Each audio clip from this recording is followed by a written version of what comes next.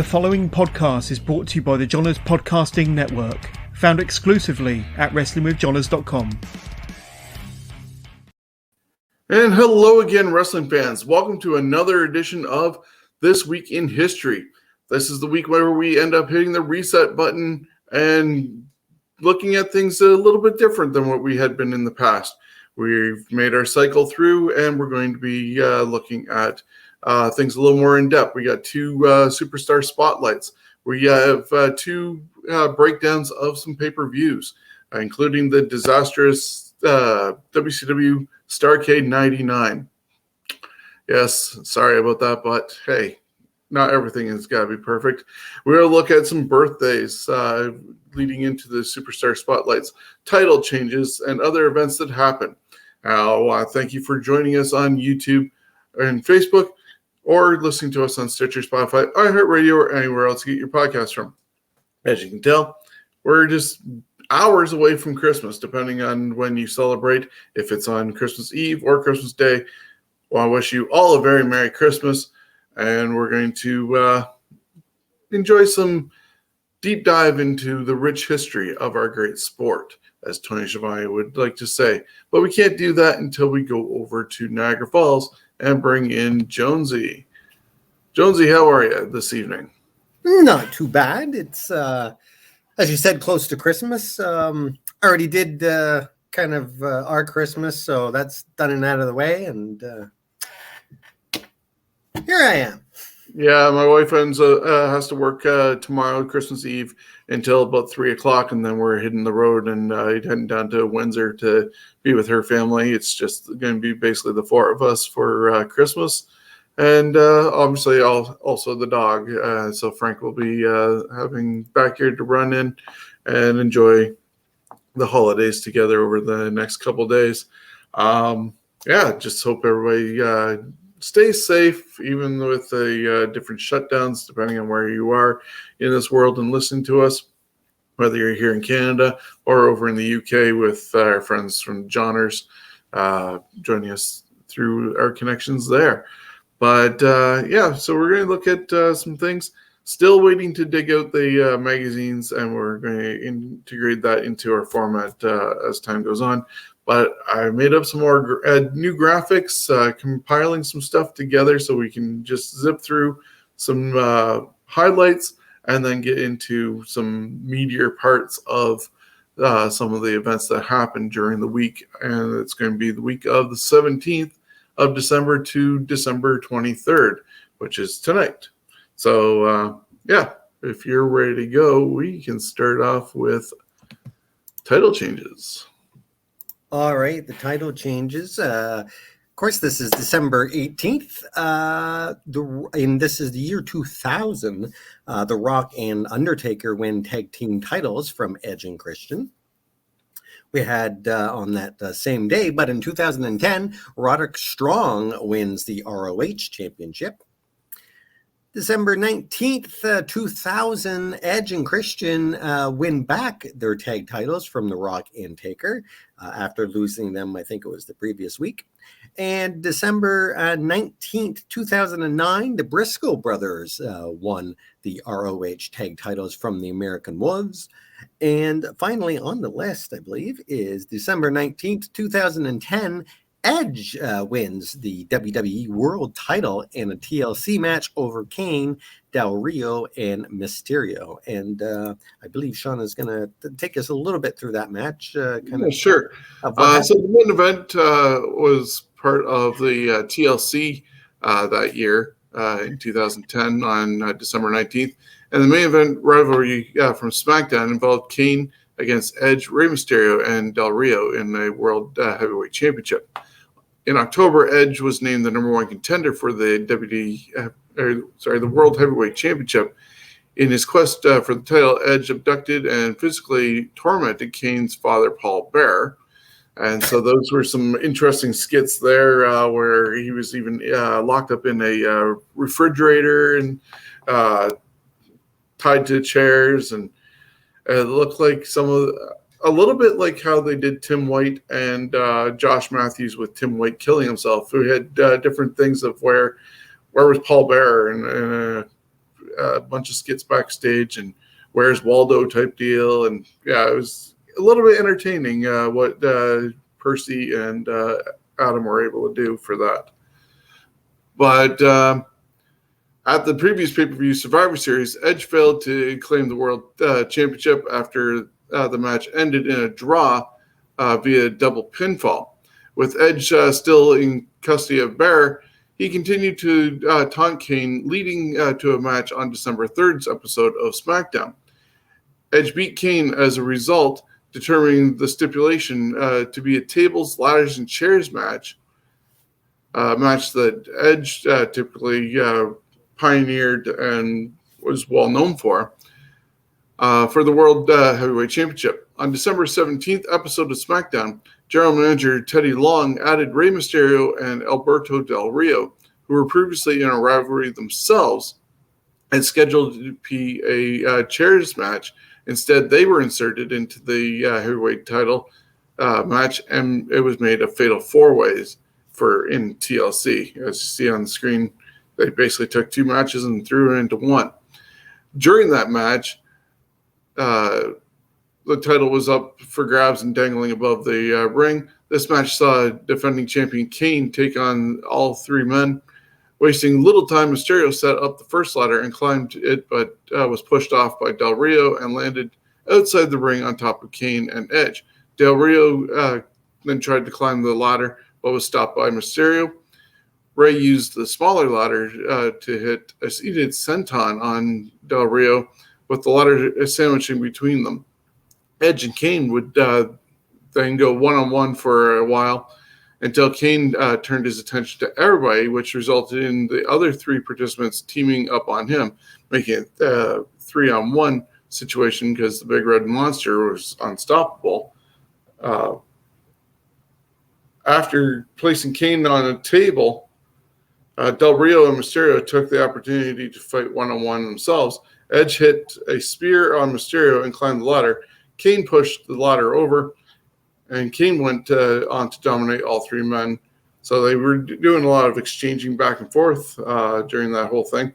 And Edge returned to the ring, where Edge blocked Mysterio 619 with a chair. Mysterio and Edge both climbed the ladder, and both men fell to the canvas.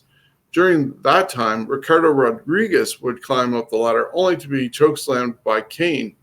Del Rio tried to grab the title, but Mysterio pushed the ladder, sending Del Rio through the tables outside the ring. Mysterio was stopped from climbing the ladder by Kane and received a tombstone piledriver. During all this, Edge speared Kane off the apron through a table. With all three men down, Edge climbed the ladder and grabbed the world title for himself, becoming the new champion. So definitely a action-packed matchup there between those four. And, you know, when you have somebody like Rey Mysterio and Edge, you can't go wrong. And, of course, Del Rio and Kane, really great performers themselves. Yeah, and I think by that time, except maybe Del Rio, because I'm not sure, they've all been in many ladder matches over their careers. Oh, yeah. So, yeah, I would definitely recommend going back and checking that one out. That's why I wanted to spotlight this title change as part of our show and look deeper into that match instead of just saying, hey, Edge won. All right, there you go. There's another match from the archive you can take a look at if you're looking for good matches. And that's one of the thing about the network and all that is you can go through history and just go, wow, that looks like a good match, and watch it. A lot of these matches I didn't ever seen because I was kind of on and off again watching all the wrestling because, good Lord, there was so much of it. Yeah. We're going to take a look at the birthdays for the week. December 17th is Nick Dinsmore, who played Eugene, of course. He is 45. December 18th is a bunch of birthdays. William Welch, the Messiah, turns 44. He's an independent, I believe. Is he an independent? Yeah, I'm not too familiar with him. No, okay, yeah, he's the independent then. December 18th, Rob Van Dam turns 50. Yay for him. December 18th is also Steve Austin, who turns 56, and we're going to take a look at him very shortly. And then on that same day, December 18th, but 10 years after he was born, Trish Stratus was born, and she is now 46. Yeah, and she's sorry, go ahead. She's supposed to be showing up at the WWE event in Toronto later on this week, provided it's happening. Yeah, I somehow don't think it will be, but hey, you never know. Yeah. Well, as you said, Steve Austin, his birthday, we're going to spotlight Steve Austin in his career and look at some of the things. If you see on the screen, just the mass amounts of things here. Obviously born December 64, so he's 57, 19 championships, 1996 King of the Ring, 3-time Royal Rumble winner, 2009 Hall of Fame, 5th man to be win a Triple Crown in WWF, main evented 3 WrestleManias, 6-time WWF champion, 2-time Intercontinental champion, 4-time tag team champion, 1-time $1 million champion as when he came in, 2-time WCW TV champion, 2-time US champion, 1-time WCW World Tag Team Champion, and 1-time NWA World Tag Team Champion. So that's a lot of gold for a guy who, just started liking wrestling after seeing it at the Sportatorium. So we'll run through some of his stuff if you want to start, and then I can join in. All right. He was born Stephen James Anderson, and later it was changed to Steve Williams after his mother's second marriage. The first wrestling event he watched when he was younger was the Houston Wrestling, and it was run by Paul Bosch. Bosch, there you go. And Austin would later profess that he fell in love with the business when he was 7 or 8 years old, and ever since then, all he's wanted to do is be a professional wrestler. So he wrestling was the biggest thing in his life, and when he attended university, he lived about 30 miles away from the Dallas Sportatorium, a building that a lot of people describe as a magnificent, oh my God, why can't I say this word? Magnificent, that's better, shithole of a building where world-class championship wrestling, WCCW, ran shows on Friday nights. Steve is widely regarded as one of the greatest and most influential professional wrestlers of all time. I agree with that statement for the most part. I personally don't think he was that great in the ring even before his injury. I think he just was great at presenting what he knew, where there's a much better wrestlers out there than him. But again, it came to a point where the guy didn't even have to wrestle. He still doesn't have to wrestle nowadays, and people just want to see the guy. And the thing is, he probably could wrestle if he really wanted to. He's just chosen not to now, because I remember at least 10 years ago when he was doing the Tough Enough that season, he actually got in the ring and had a match with one of the new guys in the ring. I mean, they weren't doing fancy stuff, but still, I mean, he was taking a couple of hits and stuff like that. So, yeah, no thanks to things like DDPY being able to do that. And, for myself, I loved Austin from the moment I basically saw him have matches with Steamboat and Sting and stuff like that, because that was when he was a real technical wrestler, and why they brought him in as the ringmaster, because of his technical ability. If it wasn't for the pile driver with Owen, who knows what we've gone. But looking a little bit more into Steve, Austin started his professional wrestling career after playing college football for the University of North Texas. He became Stunning Steve Austin in World Championship Wrestling from 1991 to 95, using the character as a handsome man who relied on his good looks and flowing blonde hair. As you see in this picture, man had long blonde hair that you would never realize if you were a new fan that this is Steve Austin compared to the beer swigging, ass kicking, mudhole stomping redneck that you have now. He had a classier start. Yeah. So Steve would start out as a member of Paul Heyman's Dangerous Alliance. This is one of the reasons why I kind of liked him. Definitely all these guys, Paul Heyman guys.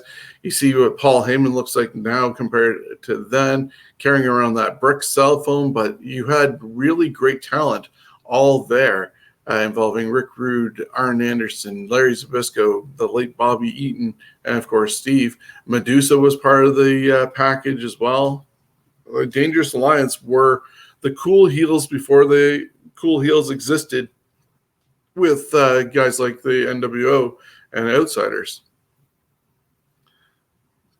So he made up one half of the tag team with Brian Pillman, the Hollywood Blondes, and that was a thrown together tag team that was not supposed to happen, basically, but they decided to make it work, decided to get matching trunks, whole gear. They started, they got the necklace that that Steve still wears to this day. That was a gift for Brian, and he still holds that true. So the team would prove to be popular with the fans to the point where WCW felt the need to break them up. Austin would turn on Pillman and then join Colonel Robert Parker. And Wait, what's that? They broke them up because they were popular? Go figure. WCW. Don't let a good thing go to waste. Let's just throw it away. If it's not screwed up, we got to screw it up. Yeah, they were going well, and fans were enjoying their combo. But, oh, no, because they were getting popular, shut it down. And Austin remained heel, turned on Pillman, joined Robert Parker in the Stud stable. And then he ended up feuding with Pillman and having great battles with Dustin Rhodes and Ricky Steamboat. Really great time for him, I'd say, during that run in 95, for sure, except for that unfortunate time where he ended up losing to Duggan in a couple seconds with I believe it was the U.S. title.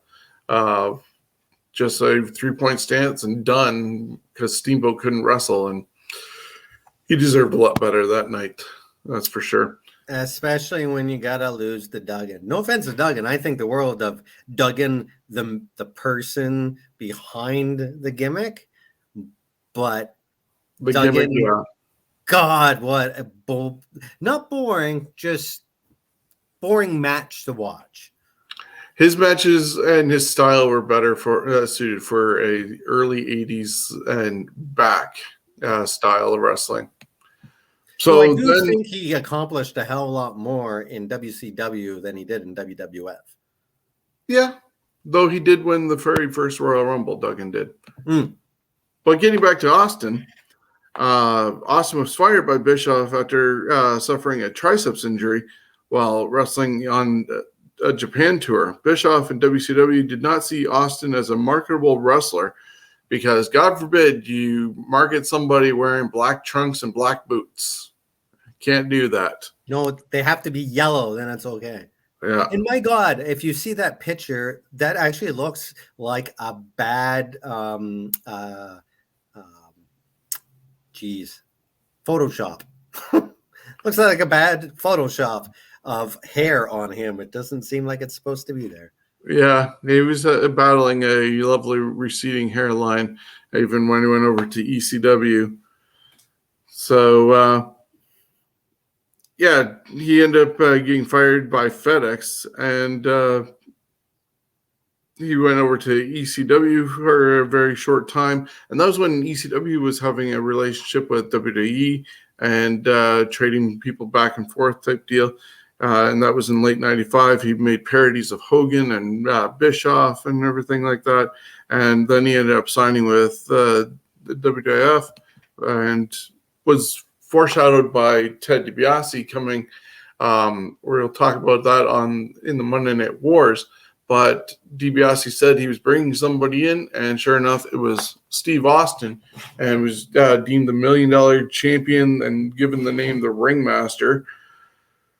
It sounds too much like a P.T. Barnum thing, but he made it work. And if you go At and least he find didn't this, have to wear a big top hat.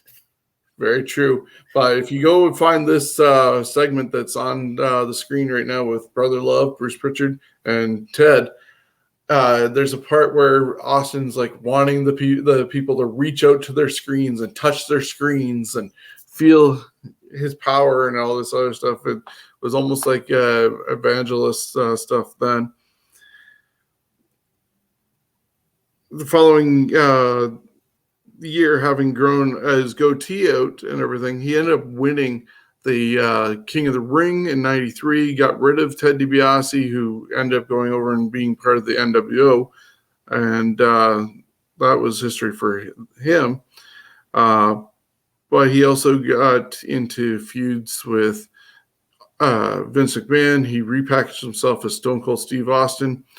After changing his character, he gained significant mainstream popularity, especially after doing the Austin 316 speech after winning the King of the Ring. And just next thing you know, you're seeing signs all over the place. It was actually the first T-shirt I bought of wrestling apparel was his T-shirt.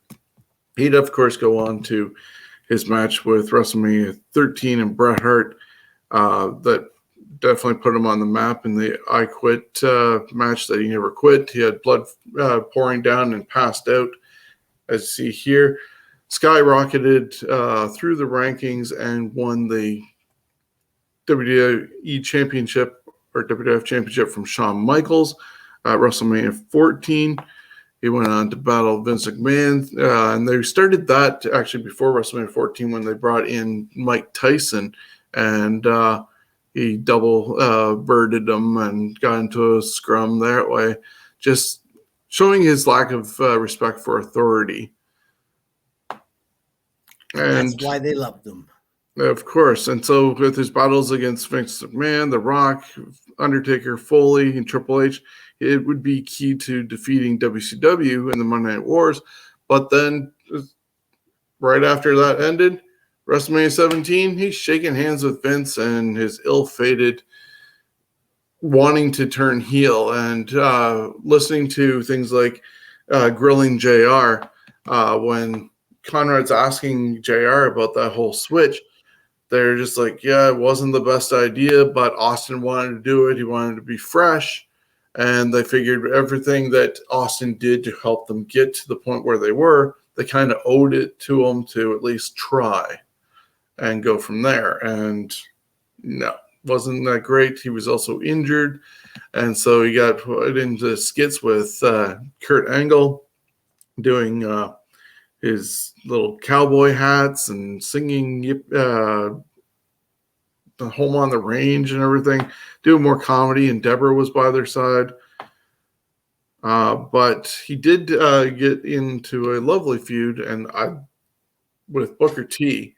And if you find the grocery store brawl, and then I think it was the week after, they went chasing through a church and playing bingo, and Booker's hiding from Austin. And I don't remember the bingo. Both those days were awesome because Booker ended up getting a bingo line during that while hiding out with the little old ladies. So, yeah, definitely worth checking out those moments.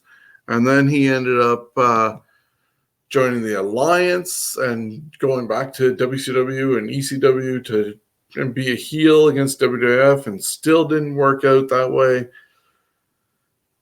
I think just fans wanted to have Steve as a face, and they couldn't do anything with that. And then, of course, all his injuries piled up. And unbeknownst to everybody, WrestleMania 19, his match against The Rock, he had way too many Red Bulls the night before, had to go to the hospital with issues that way. But with his neck from the Owen incident in 97, and then his knees giving out on WrestleMania 19, was his goodbye, basically, and nobody knew about it. And if you want to finish off with that last paragraph about Austin, because he'd end up following his career. Is that where we're going? Yeah. He started a podcast, and it was named, or is named, the Steve Austin Show, and released an IPA beer called the Broken Skull IPA. I'm not sure if that's still available. I imagine. Steve has had mild success in movies, including The Longest Yard. Yeah, I definitely would say mild success. He's not a bad actor. He's not given great scripts. The Condemned, Recoil, Tactical Force. Oh man, these are horrible titles. And Grown Ups 2, which I seen Grown Ups 1 and it was crap, as far as I'm concerned. Austin hosted a reality competition series, Steve Austin's Broken Skull Challenge, and there is interference right now. I'm not sure if that's from you, Shawn, or not, but Steve Austin's Broken Skull Challenge from 2014 and 17, and has been the star of Straight Up Steve Austin since 2019. And now he does the Broken Skull sessions on WWE. They are worth a watch. No matter who he's interviewing, it's a pretty good watch. Yeah, he's had Undertaker, Kane, Booker. And there's still an interference happening. There we go. Now it's gone. And it's back. Yeah, so it's apparently on my end. Do you want to carry on with the show for a moment?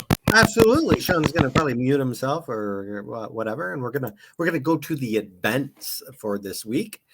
December 17th to 1995 was WWF In Your House 5, which looks like the main event was Bret against the British Bulldog. December 17th, 2000 was WCW Starrcade.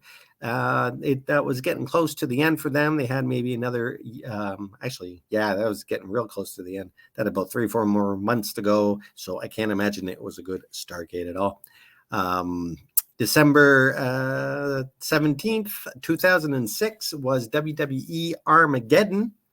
And also on December 18th, we had another Armageddon in 2005, which, of course, Batista's on the picture there. And SmackDown brand exclusive pay-per-view from the Dunkin' Donut Center in Providence, Rhode Island. I don't believe that's where Family Guy lives, or maybe they do. Yeah, it is Providence, Rhode Island. I'm going to check out just for a second. I'll let you run this, and we'll be right back. Sure. 8,000 were in attendance with 320,000 buy rate, which is pretty good for the time. So that we're taking a look at that pay-per-view from the Dunkin' Donut Center. On commentary was Taz and Michael Cole. I like Taz on commentary. I really like him in AEW. Prior to the pay-per-view, Jamie Noble defeated Funaki on Saturday Night Heat. And the first match on the card was Matt Hardy and John Bradshaw Layfield, JBL, with Jillian Hall. JBL would have most of the offense for the entire match because Hardy got caught up in the ropes neck first between the top and the bottom rope and stayed there for quite a while. He proceeded to choke and kick the crap out of him, and the win went to JBL after the clothesline from hell. Probably not the greatest match because personally, JBL was another one of my favorites. I thought it was fairly boring to watch wrestling, but hey, that's my opinion. So who cares about my opinion? The second match, the Mexicools, which was Super Crazy in Psychosis, faced Eminem, Joey Mercury, and Johnny Nitro with Melina. The winner of that match, which ended with Super Crazy executing a moonsault on Mercury, but Nitro broke the pinfall, leading to the snapshot for the win. which third match here was Booker T with Charmel facing Chris Benoit in a match. It was the match for the Best of 7 series. This was the second time they did a Best of series. They did it in WCW, which was pretty fantastic, and then in the WWE. And I will let Shawn take this over because he remembers a lot of these matches where I do not remember a lot of these matches. So he'll be much better trying to go through what happened in the matches. Go ahead there, Shawn. Yeah, no problem. Speaking of that Best of 7 series, WWE found a way of screwing it up because they ended up ending it with Orton being involved in the whole thing as well and replacing people and scoring pinfalls or losing for somebody. I think it was losing for Booker T a couple times. And yeah, just a really weird thing. Definitely going with the WCW side of their Best of 7 compared to the WWF version. But as you said, there was this was match number 4 of 7 for the vacant title. There were multiple chops and suplexes for both wrestlers. They seemed to be a little off their game, however, during that match, floundering a bit at times. Several crossface attempts as well as a low blow scissors kick combination from Charmel and Booker all failed to win the match for both wrestlers. With Booker down, Benoit executed his diving headbutt, which now we know should not be doing that because he was actually making contact and scrambling his brains, only to get a near fall. Benoit once again went for the crossface, but this time Booker rolled through and hit referee Jimmy Corderas. Benoit was quick to apply the sharpshooter, forcing Booker to submit, but the referee was out. Charmel came in and hit Benoit with a broom and did not affect him at all.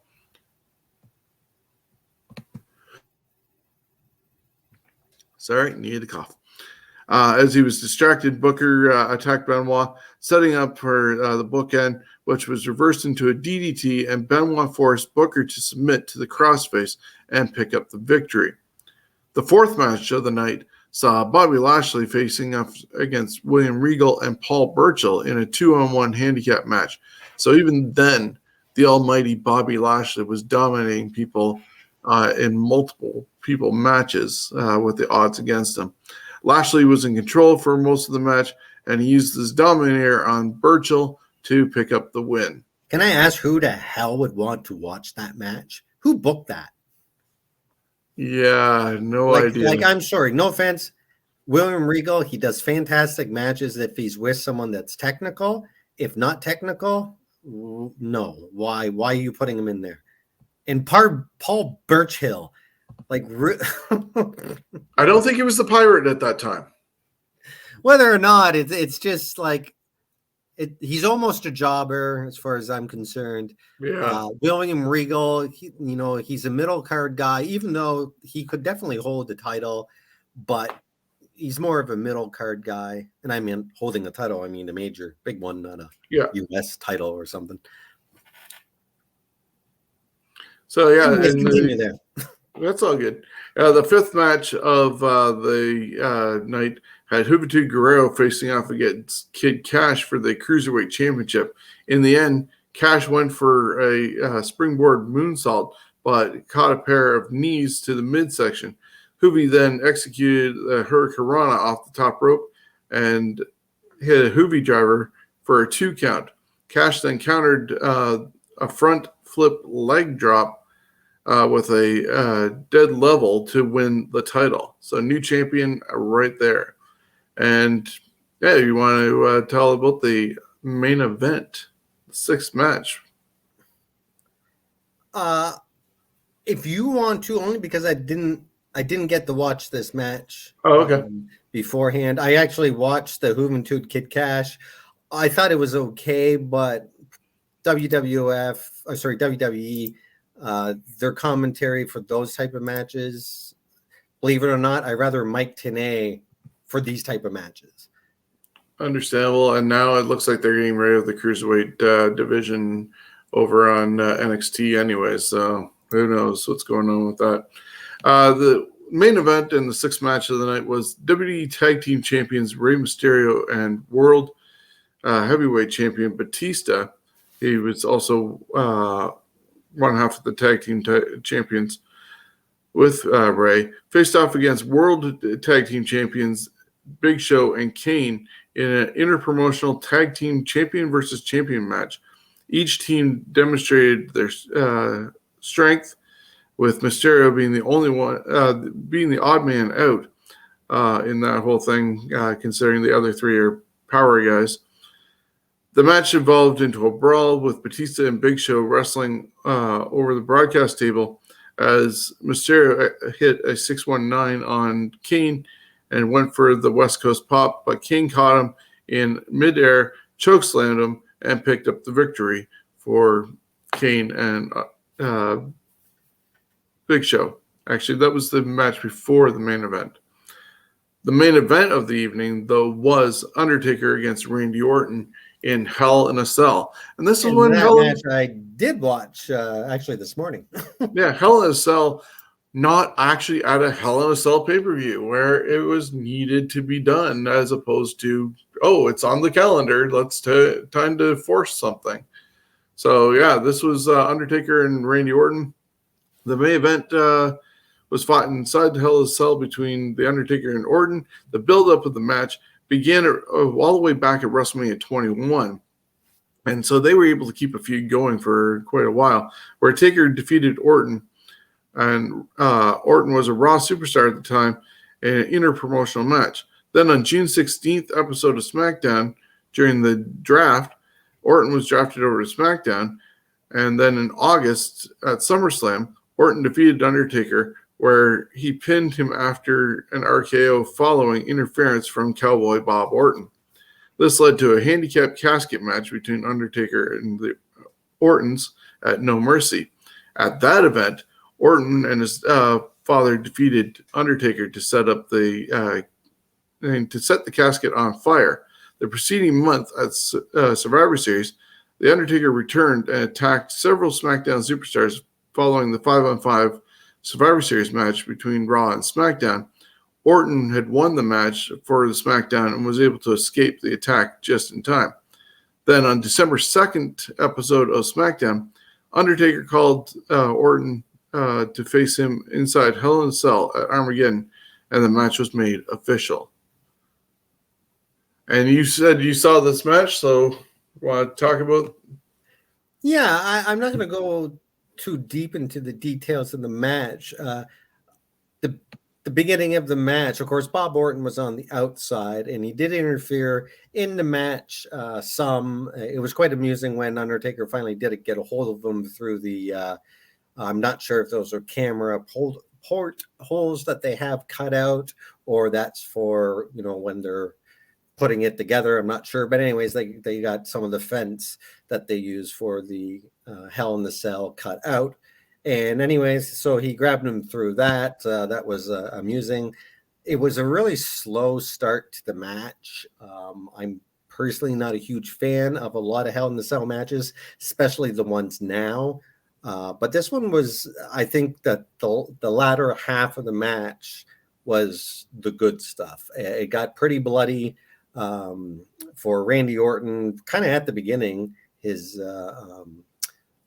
forehead got it, and then later Undertaker, I think, did get bloodied a little bit, and as did Cowboy Bob Orton. And in fact, he got he split his eyebrow, and I think that is because he's been split there so many times it just kind of popped open during that match.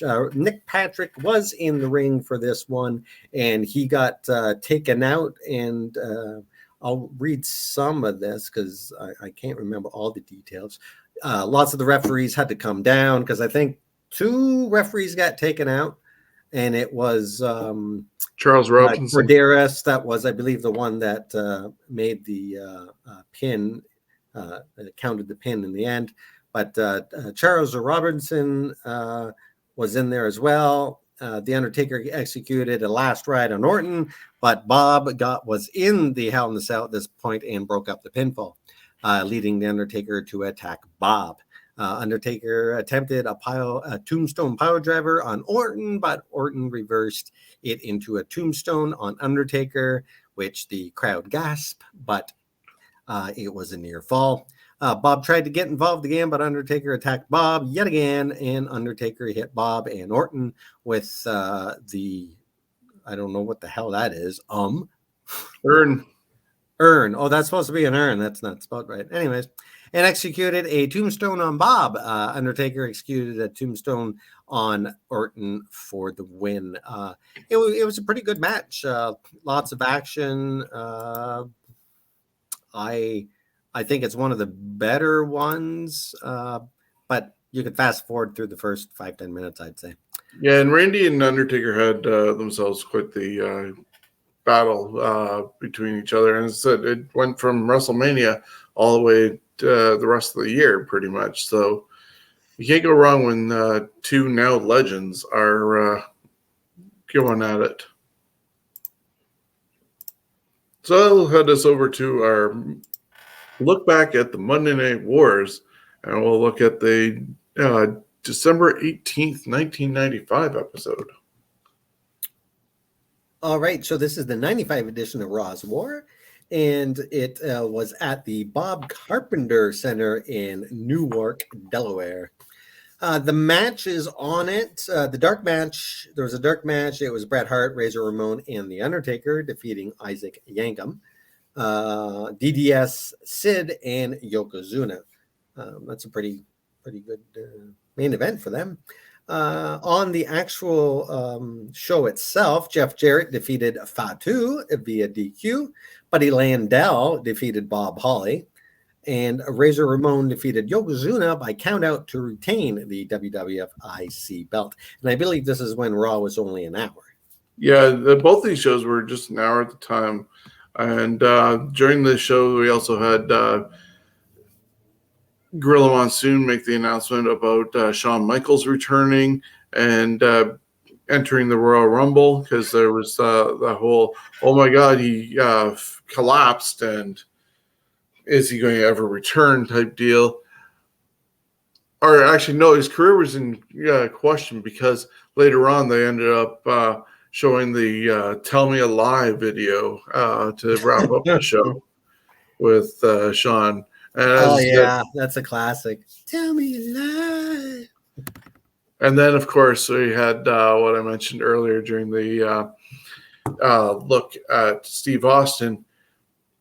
Ted DiBiase was on the Brother Love show and was saying about him bringing in somebody and was going to be the new $1 million champion, and was foreshadowing Steve Austin's arrival.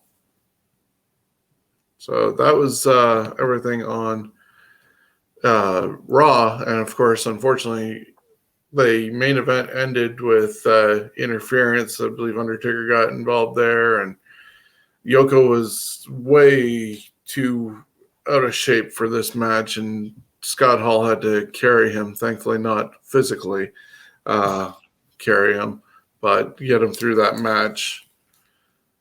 Over on WCW Nitro. All right. I'm doing this one as well. Yeah. All right. This one was in Augusta, Richmond, County Civic Center. And it was December 18th, 95 as well. Ric Flair defeated Eddie Guerrero. Right away, this is already a better card.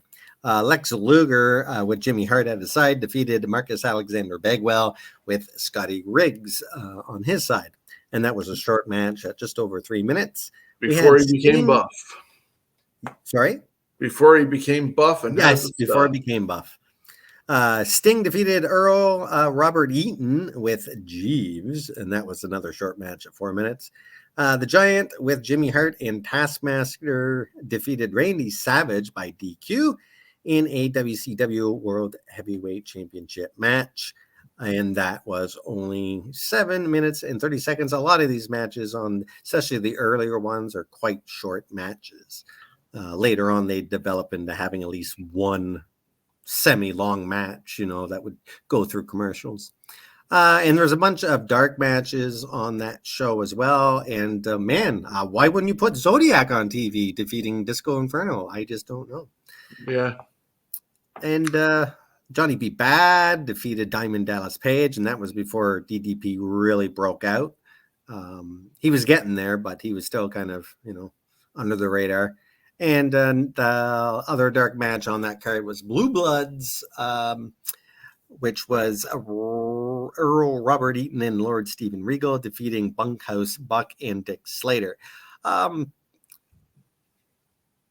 Again, kind of a boring match, but in the same, it's not too bad of a match. I remember these guys fought many times on Saturday night, and the team of Bunkhouse Buck and Dick Slater actually wasn't too bad. In fact, they held the titles, I do believe. They won on WCW Saturday night. Decent tag team there for sure. Some of the highlights of that whole thing was the show kicked off actually with the recently fired Medusa showing up. She had just been released by WWE along with all the rest of the women, and they forgot to get the title back from her as they sent Medusa on her way, or Lunder Blaze. And she got a call up from Eric Bischoff, and this is how Nitro started the night, with her saying she's back where the big boys play and where the big girls play. Tossed the championship in the garbage. Refrigerator Perry was supposedly there and doing security for everybody at the table because he's friends with Mongo. And they tried to stop Hogan at the end of the show, who ended up attacking the Giant. And I did see a video that broke this whole thing down with the show. And the guy put out a good sort of point. Hogan always said he was a bad guy. Bobby Heenan always said he was a bad guy. If you look at Hogan, he was. Oh, he was a bad guy. He was supposed to be a good guy, but that match with Randy Savage and Giant ended with Hogan coming in and beating the piss out of the Giant with a chair. Giant was a heel. Hogan was a face. Why is the face doing that? All right, and then you'd see him do eye rakes and back scratches and everything. Why did we doubt Bobby Heenan ever about how horrible Hulk Hogan was? He was right to suspect that Hogan was going to be on the other side when he was coming down the aisle at Bash at the Beach just 6 months later and joining the Outsiders and forming the NWO. If you look back at a lot of Hogan matches, even in the WWF, he was a bad guy. He was nice to the fans, but his tactics in the ring were those of a bad guy. He bullied Andre the Giant. If he didn't get his way. Look what he did to friggin' Sid at the Royal Rumble. Yeah. I mean, honestly, I don't know how. Maybe it's because it was Sid he did it to, but that the crowd didn't boo him. It was Sid at the press conference turning heel, basically, that set up that match for WrestleMania 8, being ticked off that he wasn't named the number one contender. If it wasn't for that, there was no reason for Sid to turn heel. Hogan had cost him the thing. As you pointed out, he helped Ric Flair, a heel. Yes. The guy who cost him the title, he helped out to not allow Sid to have the title. I think it was a pretty good storyline for Sid. Or someone's at my door, so if you just take that, and I will be right back. No problem. So that's quite the thing with Hogan, and that's where we're going to leave with the Monday Night Wars at the moment, and we'll look at. I think the following week, WWE did not have a show because of being Christmas week, but WCW did have a show. So we'll see what happened there, or maybe next week on a show we'll pick up another time during the wars, whether it's 97, 98, all the way up to 2001. We can go through to find out what's all going on in the Monday Night Wars. So we'll see what our list has for next week. But yeah, Hogan was always a heel, even as a babyface. And that was a quick door. So we'll look at a couple more birthdays before we get into our second spotlight. And we have birthdays on December 19th for former football player and made an appearance in WCW. Reggie White would have been 60 years old. December 19th also would have been the birthday of Mean Gene Okerlund, turning 79. Mauro Ranallo, Canada's own, December 21st would have been, did turn 52. Biff Busick on December 21st, he was also known as Only Lorcan in NXT. He just turned 36. You want to do the other three, Chris? Sure. We got. I have four here on the list. We have Otis, December 21st. He is now 30. December 22nd is Luke Gallows. He is 38. December 23rd, Jamie Noble is 45. And also on December 23rd, we're going to take a look now at the Great Muta, who is 59, and I believe he is now fully retired. Yeah, you never know about Muta. He's over in Japan, and he did do some stuff, I think, with Impact recently. And the way Tony Khan has the Forbidden Door open, you never know if he'll show up for a one-off in AEW. He could, and hey, maybe he'll show up for a Rumble one of these days. He's younger than Sting, and Sting is still doing things on AEW. Wow, Sting should have hung those boots up a long time ago. No offense, Sting, but so we get Kenji Muto. He was born December 23rd, 1962. Of course, he's a Japanese professional wrestler, and he is a former GHC heavyweight champion. He's best known for his work as the Great Muta in New Japan Pro during the 90s, and less known for his continuous United States runs that he would do Puerto Rico, Mexico, and Taiwan. He was the president of the All Japan Pro Wrestling and a full-time wrestler there from 2002 to 2013. Most people probably recognize Muta for the picture that's on the screen with him having hair, blowing the green mist, and being with Gary Hart over and being in WCW and NWA. Yes, I mean, the look that he had in his last 10 years or so, I think, was a great look as well. But this is the more traditional Muta that we knew. I hated when he had the green face paint on, but he was like, especially if you didn't watch a lot of wrestling, he was one of those characters where you didn't need to know much. You just knew he was a bad guy. And since he was good at wrestling, he was entertaining. So he was great for WCW to bring in for a lot of these big pay-per-views.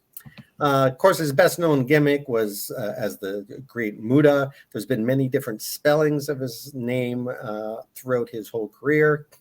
But one thing he stayed consistent with is that green mist, which I'm sure he's not the first guy to use it, but I think he's one of the ones that made it the most famous. Yeah. He was originally billed as the son of the Japanese wrestler Great Kabuki, who he's actually unrelated in real life.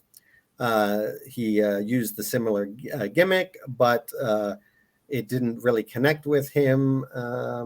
And like his father, the Great Muta is a mysterious, manifested supernatural character who disguises himself through his macabre looks and magical skills.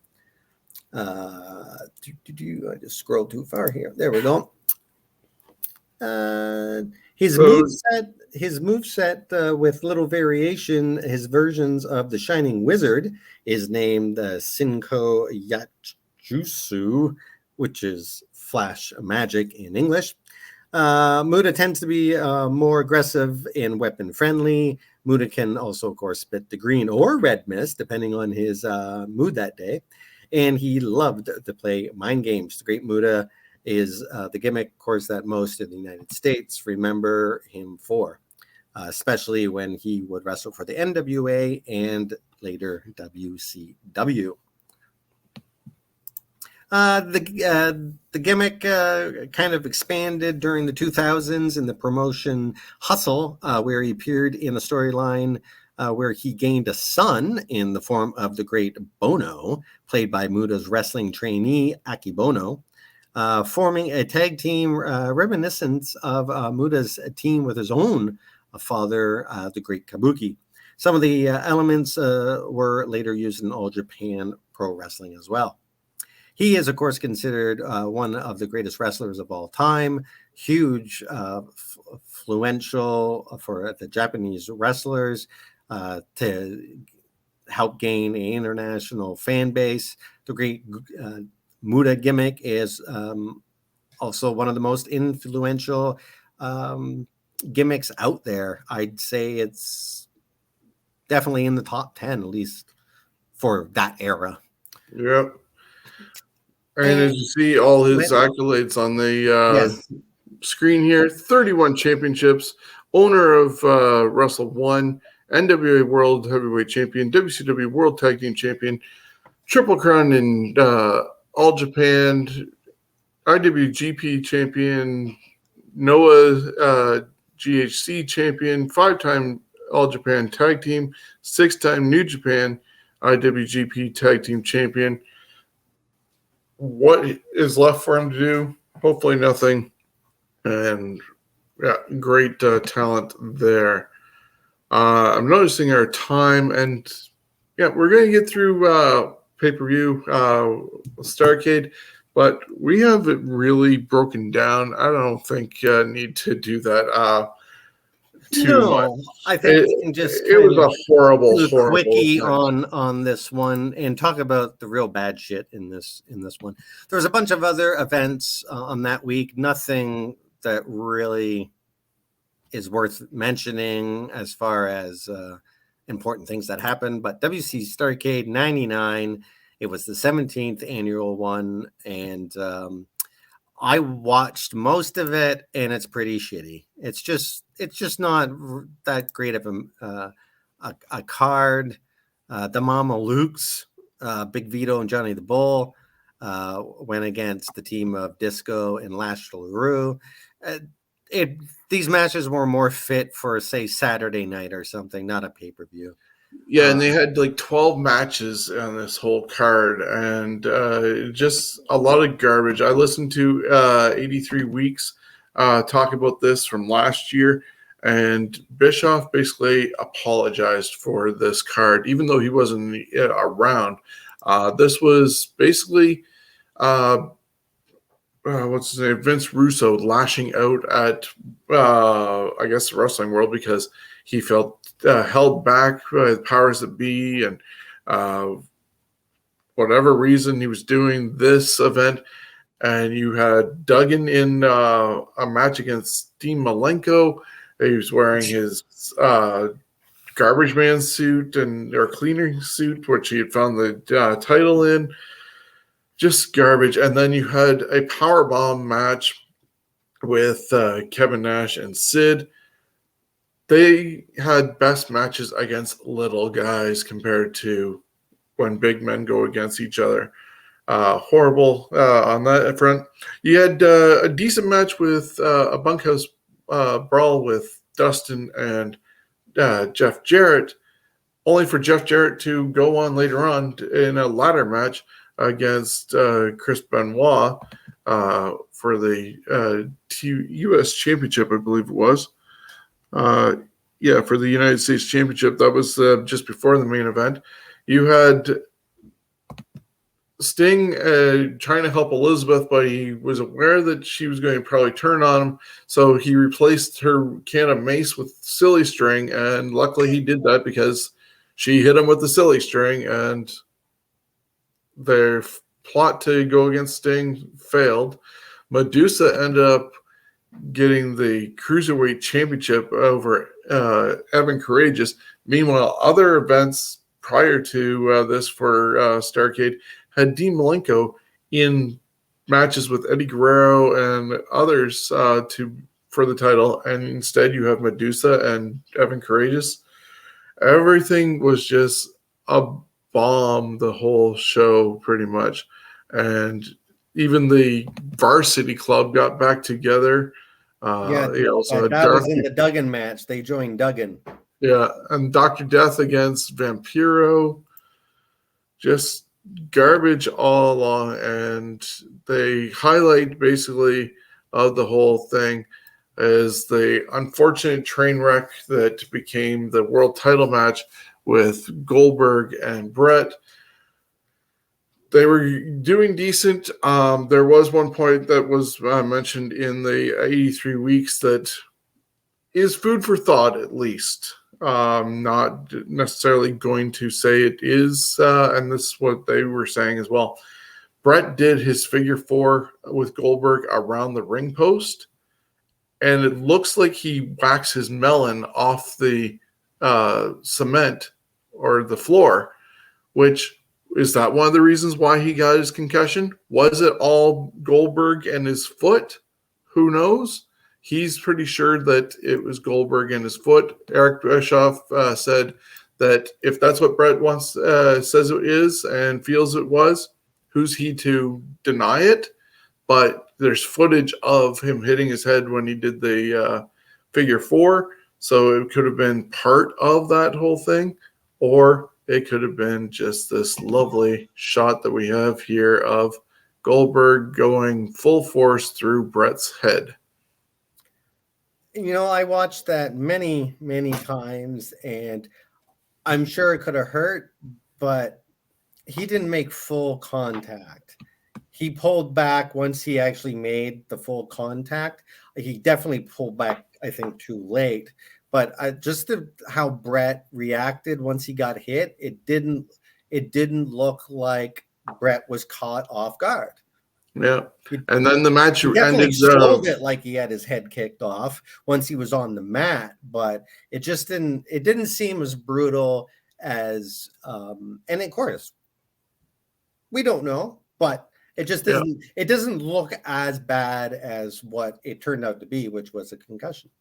Yeah, and then the match ended really weird in sort of a redo of the Montreal Screwjob, with Brett playing the role of Shawn Michaels, Roddy Piper doing the Hebner thing, Goldberg playing Bret Hart, and people left going, what's going on? And you could see at the end also Brett looking really dazed as well. So he could have knocked himself silly multiple times during that whole thing. And as we know what the results were then, and then next night Russo tried to give back life to the NWO, but with the Outsiders, Brett and Jarrett. Didn't last long, and then of course Brett had to forfeit the title the next night. So that is Starrcade 99 in a nutshell. And really, that was where they might have already been a sinking ship, but that's when you could actually really see it in their pay-per-views, where Mayhem was overall a really good show, and then they delivered this stink. Well, even if you look at their buy rates and stuff like that, and over year, even pay-per-view to pay-per-view, and this one only had 100 and some odd buys, 100 and some thousand buys, should I say, as opposed to, I think, another Starrcade was 400 plus almost 500,000 buys. It definitely went downhill quickly. Let's look at the other title changes that happened this week and wrap up with some minor highlights. All right, so the title changes. December 19th, 1999, Chris Benoit wins the WCW United States title in a ladder match versus Jeff Jarrett at Starrcade. On the 20th, 1999, Bret Hart vacated the WCW Championship due to a concussion. Also on the 20th in 2009, Tara beat ODB to win the TNA Knockouts Championship. December 22nd, year 2000, Stevie Richards beats Hardcore Holly for the WWF Hardcore Championship on Raw. And December 23rd, 1999, Mike Awesome beats Masato Tanaka to win the ECW Championship. Some good title changes. Yes, and finally, I'm sure the Mike Awesome and Masato Tanaka match was decent because they always had really good matches against each other. And wrapping up with other highlights, December 18th, 2006, we saw the debut of Vladimir Kozlov. WWE presented the first ever Christmas from Iraq, or Christmas from Baghdad, it was called, but this was spearheaded by JBL after everything that happened with 9/11 and USO sort of tours. But December 20th, 2003 was the first tribute to the troops, Christmas from Iraq, whatever name they want to give it, that happened. NWO took over Nitro on December 22nd, 1997. Hard to believe it took them almost a year and a half before they took over Nitro from their existence. They should have taken over Nitro earlier than that. And of course, ECW presented their final event in history, December 23rd, 2000, with Holiday Hell. All right. Well, that was fun to go down, as always. A lot of this history is we get from Google, some of sites, Cage Side Seats, and of course, all the people that have either gathered this stuff up, wrote it down. Shawn is one of those that archived a lot of this for himself. And then over the years, people have shared a lot of this, whether it's through podcasts or whatever. And then people like me go and leech it and go, hey, that looks good. And then we repackage it and word it. And that's just the truth. But a lot of this stuff never even knew happened over the years. So if you follow us, there's a lot of these guys like Juventud Guerrero that got into lots of good trouble, especially when he was with WWE. And there's just a lot of great things that's happened. Of course, if you want to know more, always Wikipedia is a fairly good source for this stuff. And you can always look it up if you're not sure if it's true. Most of this stuff we stand by because a lot of this stuff I know Shawn knows, and he has over the year corrected some of the stuff that have gotten wrong. And also I've done a lot of research to make sure that most of this stuff is in fact fairly true. And you can research a lot of it and go back on the WWE Network or different things. Impact has their on-demand service and stuff like that. So you can check out some of these great events and relive it yourself. We're just happy you join us. YouTube, Facebook, Stitcher, Spotify, iHeartRadio, or anywhere you get your podcasts from. Go over to our store on Pro Wrestling Tees. Buy one of the shirts. It's not going to be here in time for Christmas, but you can always at least tuck a note into somebody's Christmas card saying that they're getting a shirt from Pro Wrestling Tees and the Scumbags of Wrestling. So thank you. And, of course, thank our sponsor, Coolbet. Stay cool, bet responsibly. Coolbet.com for gaming and casino games, sports betting and casino games. So thank you, Chris. This is week one of revamping the format. We're going to look into it for next week and see what was good this week, what can be tweaked, and we'll still present our in-depth look at the history of our great sport. So from us, have a Merry Christmas. Toodles.